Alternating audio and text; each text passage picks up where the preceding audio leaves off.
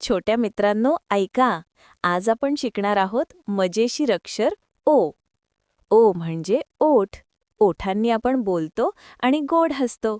हसा जरा, किती गोड दिसता. ओ म्हणजे ओझे. ओझे म्हणजे वजन. जास्त ओझं उचलायचं नाही बरं का. ओ म्हणजे ओढा. लहानसा पाण्याचा प्रवाह म्हणजे ओढा.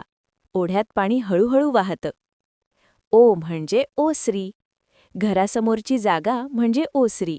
आपण तिथे बसतो आणि खेळतो. ओ म्हणजे ओंजळ. ओंजळीत पाणी घेता येतं. आपण पाणी धरतो आणि देवाला अर्पण करतो. वाह, आज आपण शिकलो ओ. ओठ, ओढा, ओझे, ओसरी आणि ओंजळ. छोट्या मित्रांनो, माझ्यासोबत म्हणा ओ ओ ओ. आता पटकन कमेंटमध्ये ओ लिहा. आई बाबा सबस्क्राईब करा. रोज नवीन अक्षर शिकूया मजेत.